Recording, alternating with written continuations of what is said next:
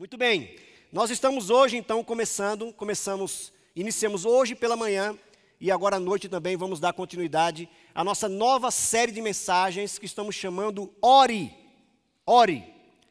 Uma série de mensagens então baseada na famosa oração do Pai Nosso.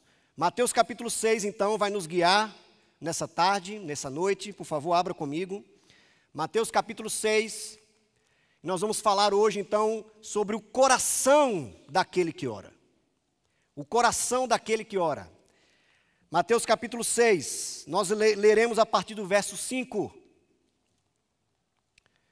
Mateus capítulo 6, a partir do verso 5. Quem achou, diga amém. Muito bem, gente. Vamos lá. Mateus capítulo 6, a partir do verso 5, diz assim a Escritura Sagrada. E quando vocês orarem, não sejam como os hipócritas. Eles gostam de ficar orando em pé nas sinagogas e nas esquinas, a fim de serem vistos pelos outros. Eu lhes asseguro que eles já receberam sua plena recompensa. Mas quando você orar, vá para o seu quarto, feche a porta e ore ao seu pai, que está em secreto. Então, o seu pai que vê em secreto o recompensará. E quando orarem, não fiquem sempre repetindo a mesma coisa, como fazem os pagãos. Eles pensam que por muito falarem, serão ouvidos. Não sejam iguais a eles, porque o seu Pai sabe do que vocês precisam, antes mesmo de o pedirem. Vamos orar mais uma vez. Baixe a sua cabeça, feche os seus olhos. Me acompanhe em oração, você também que está pela internet agora nos acompanhando. Ore comigo. Me acompanhe nesse momento, nessa batalha de mentes, essa batalha de ideias, essa batalha de afetos, que sempre que estamos buscando a Deus, nós travamos. Então oremos para que nada nem ninguém nos atrapalhe nesse momento. Para que o Espírito Santo tenha a santa liberdade de trabalhar o nosso coração, as nossas ideias, a nossa mente, em especial o nosso coração. O nosso coração, o coração daquele que ora. Senhor Deus, no nome de Jesus, que seja assim. Fale conosco de maneira especial. Ministra o nosso coração por meio do trabalho do Teu Espírito. Que o nosso coração nessa noite seja aquecido pelo Senhor mais uma vez. Que possamos sair daqui com o nosso espírito renovado, com a nossa mente mais uma vez cativa à obediência de Cristo. Que o nosso espírito, a nossa alma, o nosso ser interior mais uma vez clamem pelo Senhor, ardam pelo Senhor nessa noite. Nós oramos dessa forma no nome de Jesus. Amém e amém. Eu gosto de imaginar que quando nós oramos, é como se Deus construísse um oásis em meio ao deserto. Quando nós oramos, então, Deus faz com que uma espécie de bolha se forme ao nosso redor, nos protegendo contra esse mundo caótico que nos cerca. Não é que nós vamos viver à parte do mundo, porque é impossível nós vivermos assim. Não é porque nós vamos fugir necessariamente do cotidiano, da luta do dia a dia, não é isso. Mas quando nós oramos, quando nós entramos na presença do Senhor, quando nós clamamos, quando nós nos ajoelhamos, quando nós vamos, como Hebreus diz, confiantemente ao trono da graça, quando nós fazemos isso, é como se o Espírito Santo nos cercasse, nos desse água para beber em meio ao deserto. Isso é orar. Esse é o desdobramento da oração. Quando nós oramos, então, gente, com confiança, quando nós nos lançamos na presença do Senhor, é exatamente isso que acontece. Eu estava voltando essa semana agora, à noite, na segunda-feira, já tarde da noite, de uma aula que eu fui ministrar lá em São Bento, no Seminário do Betel Brasileiro, uma aula sobre liderança. E eu voltando, então, eu percebi que algo estranho começou a acontecer no meu coração. Parece que um movimento do Espírito Santo de Deus estava se desenvolvendo dentro de mim. E eu falei, Senhor, o que é isso? Que voz é essa? O que é que o Senhor quer dizer? O que é que o Senhor quer falar? E a atitude que eu tive que tomar foi, assim que chegar em casa, me sentar para orar. Porque é assim que a oração começa, gente. A oração começa exatamente com esse movimento do Espírito Santo no nosso coração. É ali que o Espírito de Deus, é ali que o Senhor Jesus, é ali que o Pai escolhe para falar conosco. E quando então ele começa a se mover no nosso coração, nós só temos uma coisa a fazer: responder em oração. Nós só temos isso a fazer. Porque a oração começa no coração, é lá, é no secreto, é no íntimo. É exatamente sobre isso que Jesus está ensinando aqui aos discípulos. É exatamente sobre isso. É curioso porque Lucas capítulo 11 vai nos dizer, Lucas, não precisa abrir o texto de Lucas, mas Lucas vai falar sobre a mesma cena que ocorreu aqui nesse texto de Mateus. E Lucas vai dizer então que os discípulos perguntam a Jesus como é que eles fazem para orar. Então os discípulos queriam aprender a orar. Mas, gente, é curioso porque os discípulos, como bons judeus que eram, eles sabiam o que era orar de acordo com a liturgia judaica.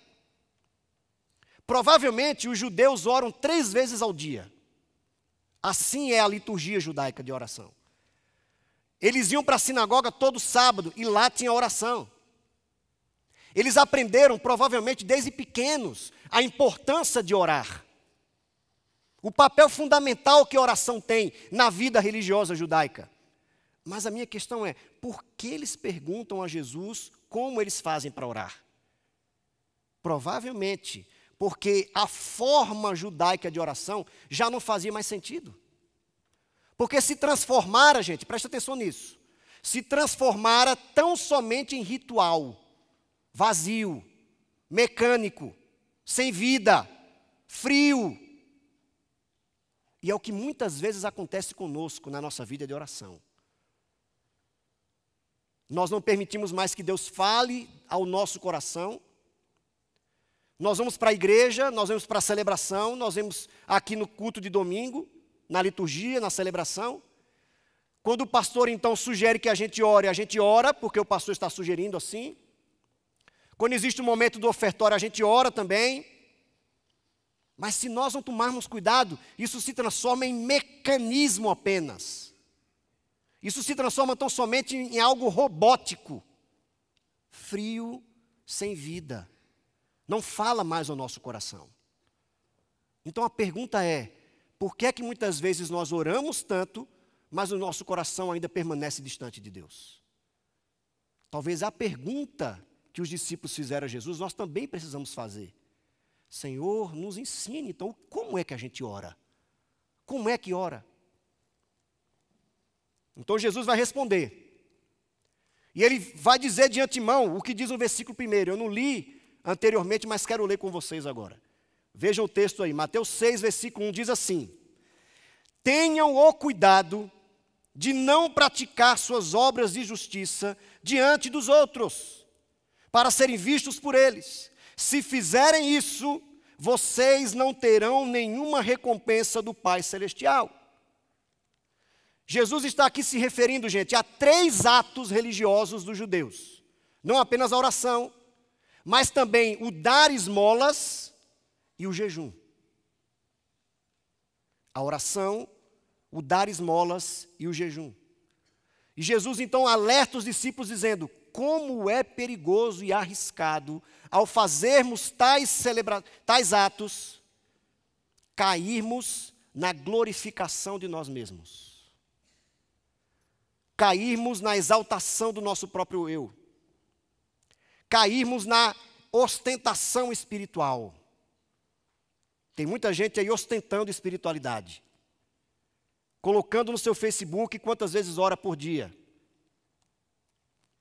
Não é assim que nós desenvolvemos a nossa vida de oração. Então Jesus, em primeiro lugar, vai dizer para os seus discípulos: oração é algo entre você e o Pai. Em primeiro lugar. Oração é algo que nós fazemos entre nós e o Pai. Entre nós e o Pai. Sabe por quê, gente?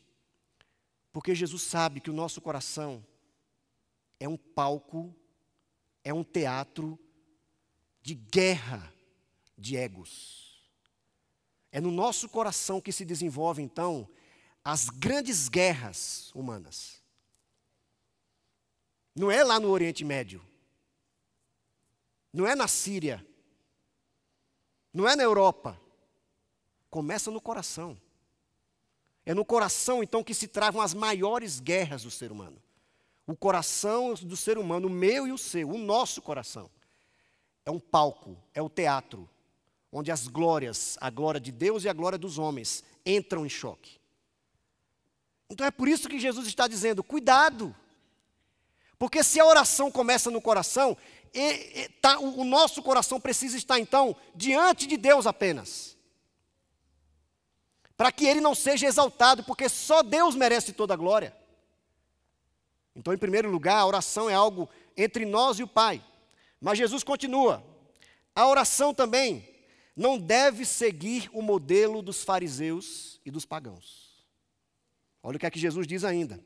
Vamos ler mais uma vez, versículo 5, acompanhe comigo. E quando vocês orarem, não sejam como os hipócritas.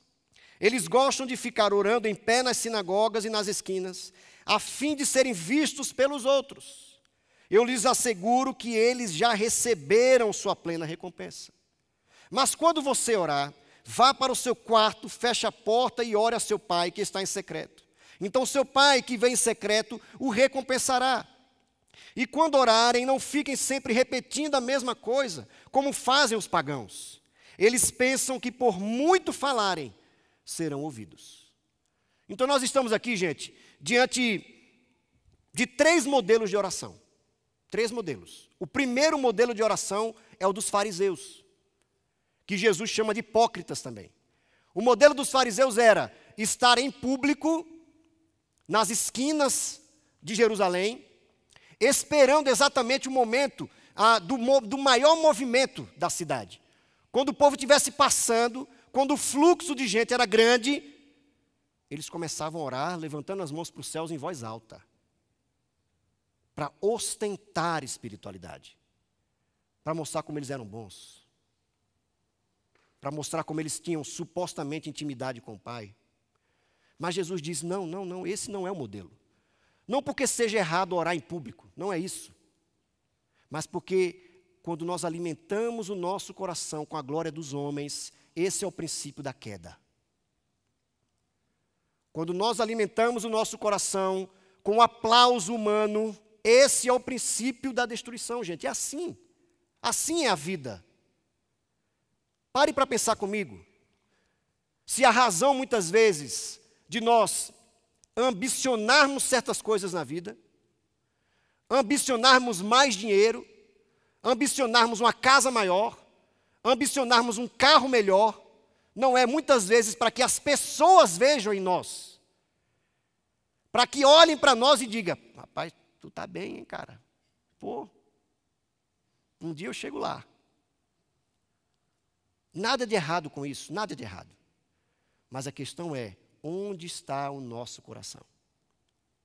O próprio Jesus diz que onde estiver o nosso tesouro, ali estará o nosso coração. Então esse é o primeiro modelo. O segundo modelo de oração é o modelo dos pagãos. Então Jesus tem em mente aqui, provavelmente, os gregos da época, que desenvolviam, balbuciavam certos mantras, como se, por tanto falarem aqueles mantras, eles conseguiriam o favor dos seus deuses. Mas o que Jesus quer dizer aqui é o seguinte, não é pelo muito falar, porque esse muito falar muitas vezes é vazio, não tem sentido algum, porque você só está repetindo palavras, repetindo, tipo um mantra mesmo.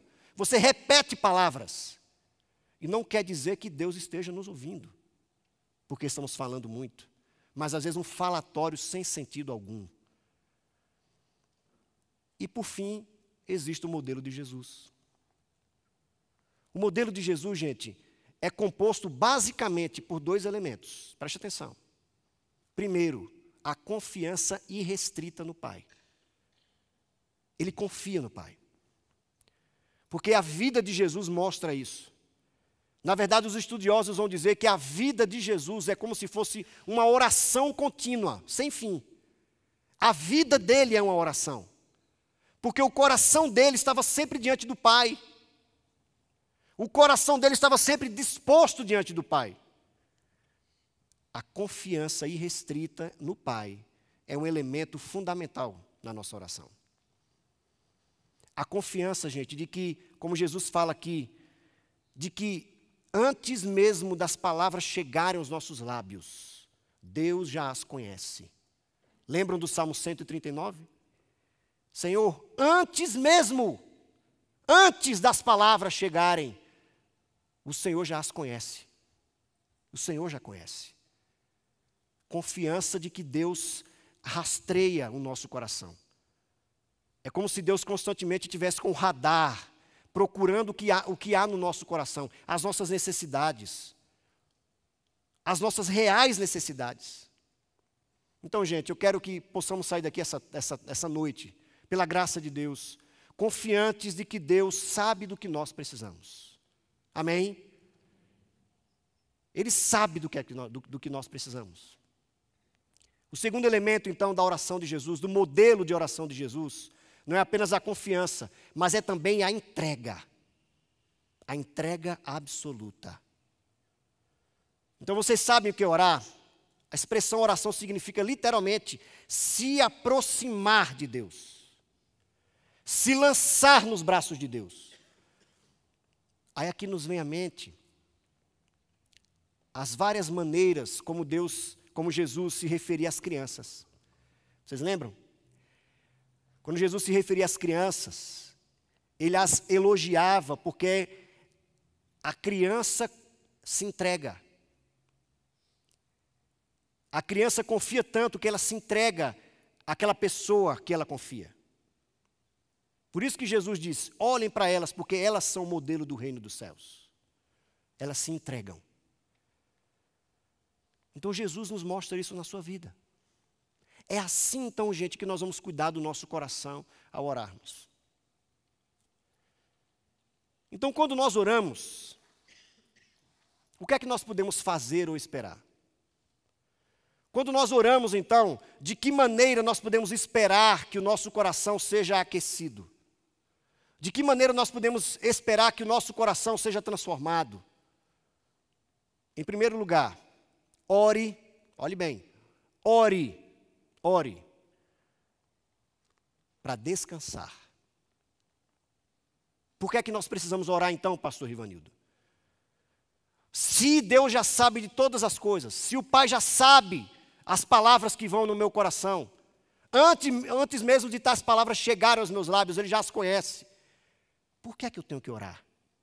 Ore para descansar. Simples assim.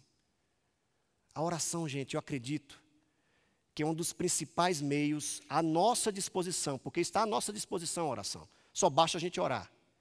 É um dos principais meios de nós vencermos a agitação do dia a dia. Preste atenção.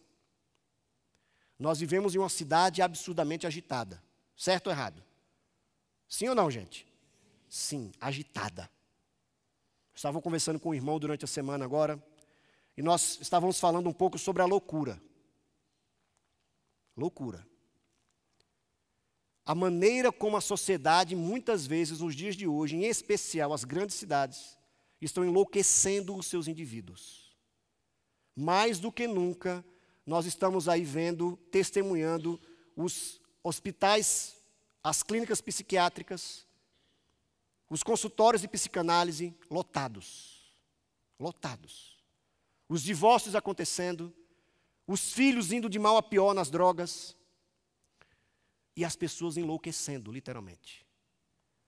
Porque alguém pode nascer são, e pode, ao longo da vida, enlouquecer. Porque perdeu o sentido da vida. Perdeu, como diz lá no Nordeste, perdeu as estribeiras. Ele se perdeu. ele perdeu a noção entre a sanidade e a loucura. Ele passou da linha. E para voltar, gente, às vezes é muito difícil. É difícil voltar. Então, ao orarmos, nós estamos descansando em Deus.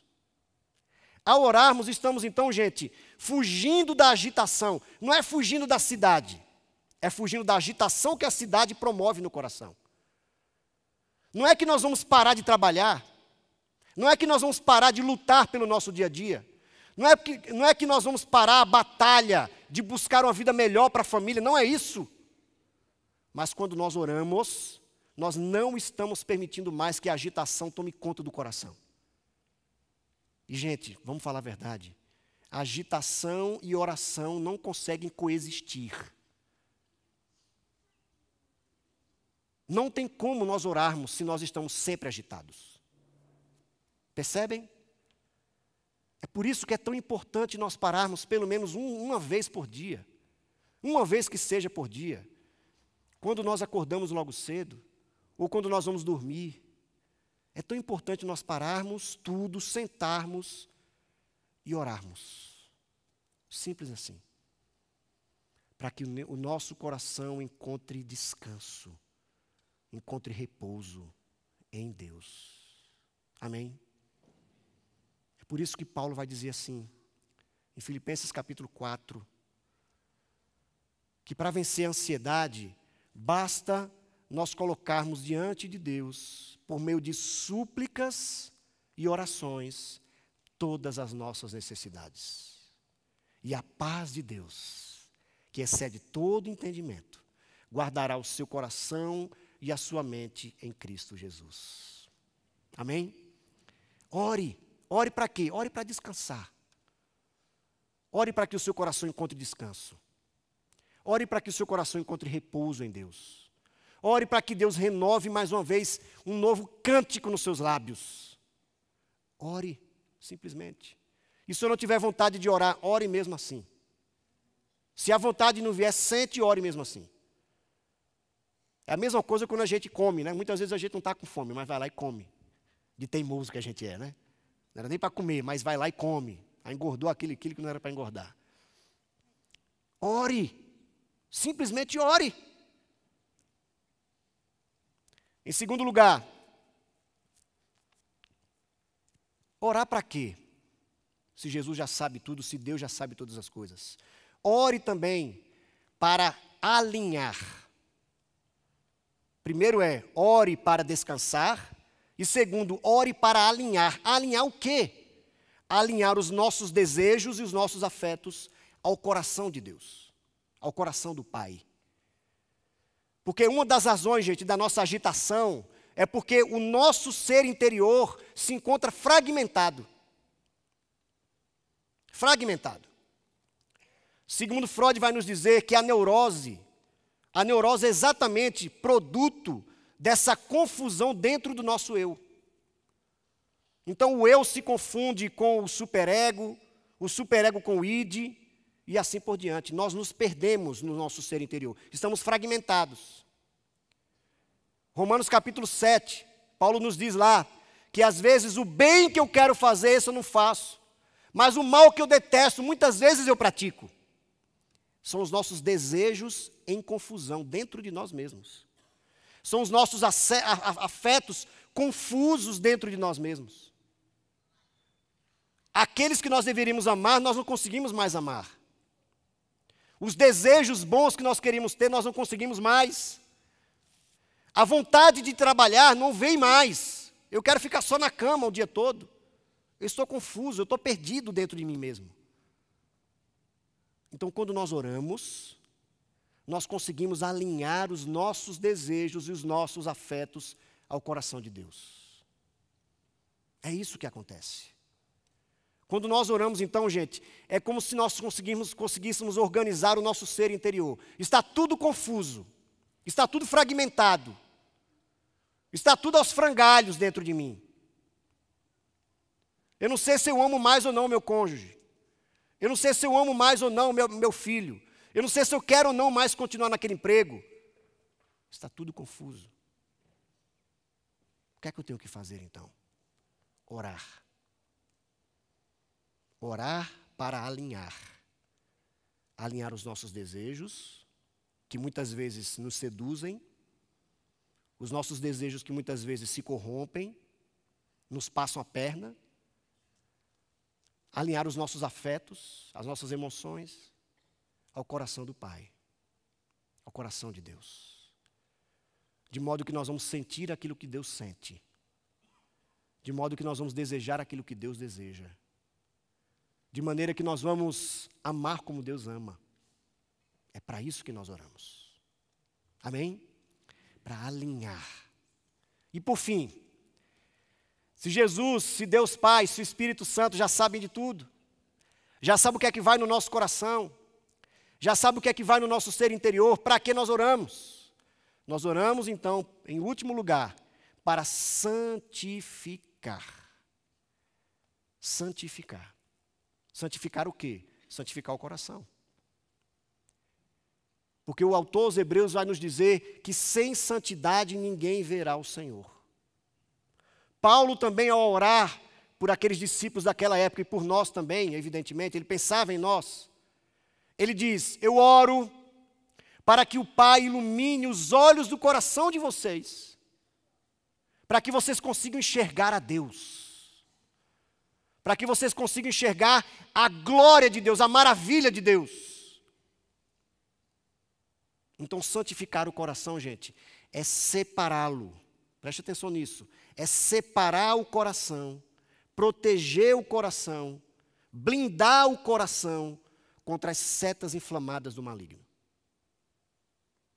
É por isso que nós oramos. Nós oramos para santificar o coração, para fazer com que ele esteja separado para Deus, só para Ele, só para a sua adoração.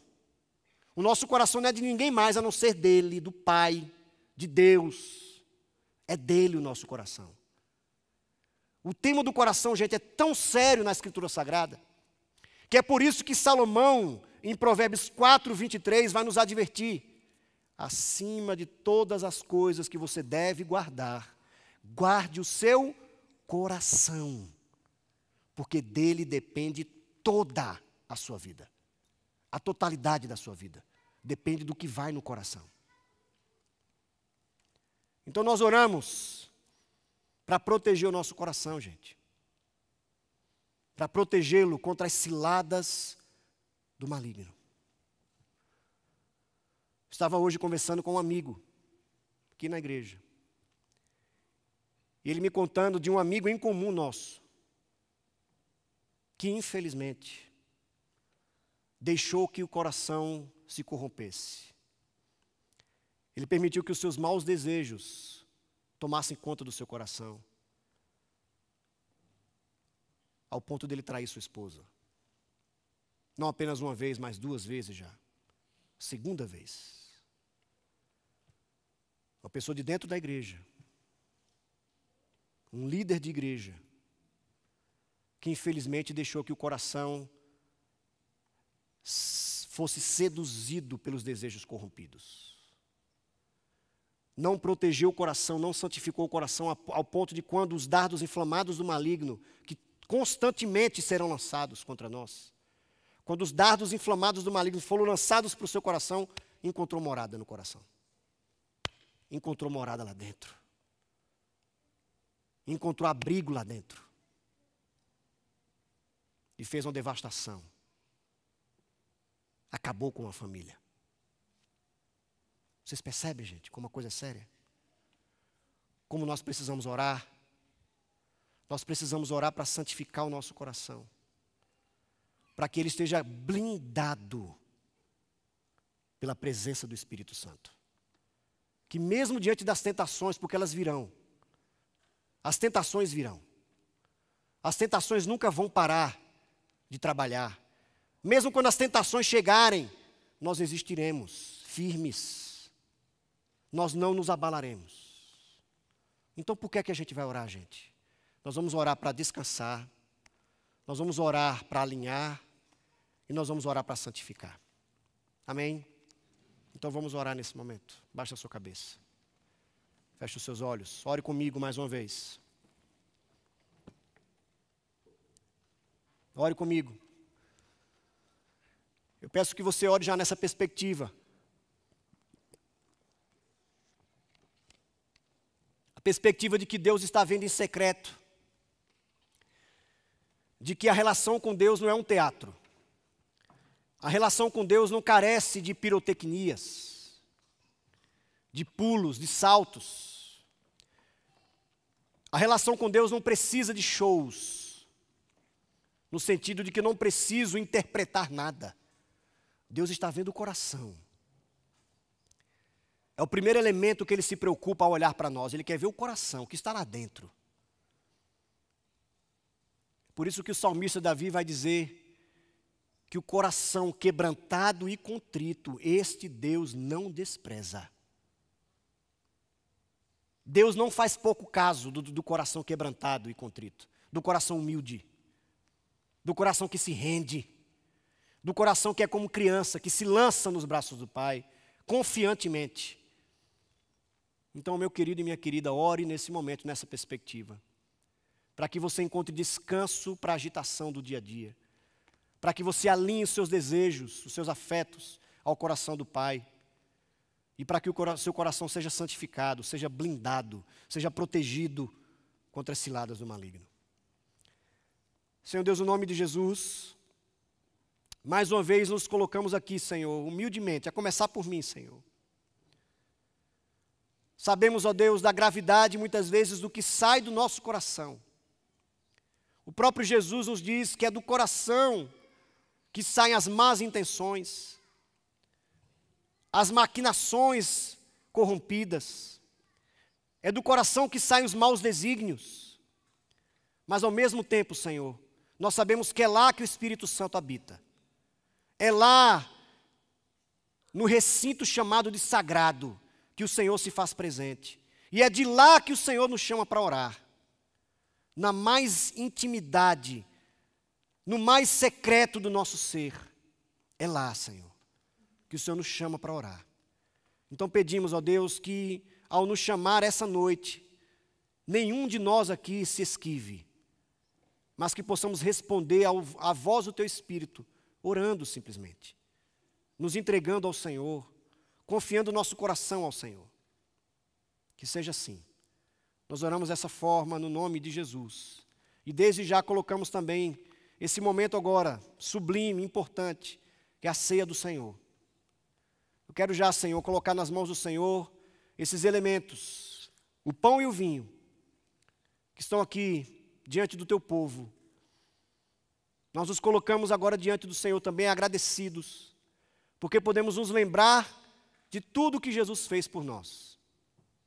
E podemos nos lembrar também de que um dia Ele nos resgatará, que um dia Ele enxugará toda lágrima dos nossos olhos, que um dia Ele derrotará para sempre o pecado, o diabo e a morte, e que nós estaremos para sempre com o Senhor. Obrigado, Senhor, por esse momento concreto agora, de poder simbolicamente tocarmos no corpo de Cristo, bebermos o sangue de Cristo, simbolicamente e em memória dEle. No nome de Jesus que nós oramos, Senhor. Amém e amém. Amém.